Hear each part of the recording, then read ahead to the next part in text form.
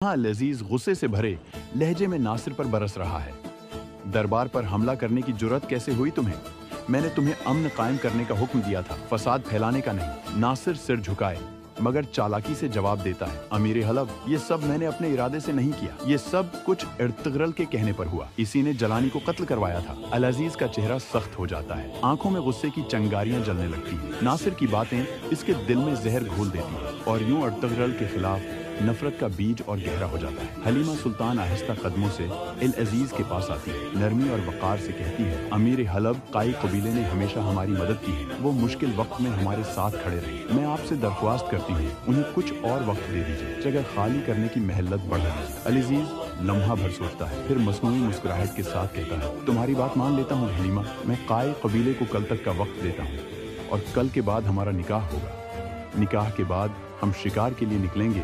ये हमारे खानदान की पुरानी रस्म है। हलीमा का चेहरा बुझ जाता है। वो धीरे से कहती है, जैसा आपका हुक्म। दूसरी तरफ शहजादा नामान, हलीमा का वालिद, खेमे में बैठा है। कलम हाथ में लिए वो तमाम सल्जूक तुर्क कबीलों को खतूत लिख रहा है ताकि वो उसकी बियत करे। यगियत और हलीमा दोनों परेशान हैं। यगियत कहता है, वालिद मोहतरम, अभी वक्त नहीं आया बगावत का। सुल्तान के खिलाफ कदम उठाना तबाही लाएगा। मगर शहजादा नौमान अपने फैसले पर कायम रहता है। मैं अपनी राया को जुल्म से आज़ाद कराऊंगा। ये खत उन्हें बीदार करेगा। फिर वो खत नासिर को देता है, ये खत तमाम कबाइल तक पहुंचा दो। नासिर धोखेबाज मुस्कुराहट के साथ सिर झुकाता है और खत लेकर बाहर निकल जाता है। उसे अंदाजा है कि ये खत आग भड़काएगा और इस आग में अर्तगरल भी जलेगा। यगियत महल से लौटकर हलीमा के पास आता है, परेशानी से कहता है, बहन, कल अल अजीज तमाम तुर्क कबीलों को सल्जूक सहरा में जमा करेगा। वो सुल्तान के खिलाफ बगावत का ऐलान करने वाला है। हलीमा के लबों पर सकता तारी हो जाता है। या अल्लाह, ये तो बहुत बड़ा सानहा होगा। अल अजीज की बहन, जो खफिया तौर पर अर्तगरल के साथ हमदर्दी रखती है, ये सारी बात सुनकर अर्तगरल को जाकर खबरदार करती है।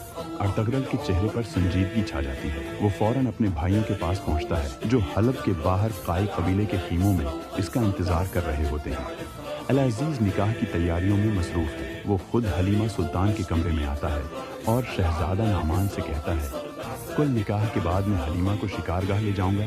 ये हमारी पुरानी रस्म है। शहजादा नामान खामोश खड़ा रहता है, मगर हलीमा की आंखों में बेबसी की एक लहर दौड़ जाती है। इसके दिल में सिर्फ एक दुआ गूंजती है कि कहीं अर्तगरल वक्त पर आ जाए। अर्तगरल कहता है, हमें इस जरगे को नाकाम बनाना होगा, वरना बहुत बड़ी गलती हो जाएगी। अब सारा खेल बदलने वाला है। एक तरफ महल में साजिशें और दूसरी तरफ अर्तगरल की तैयारी।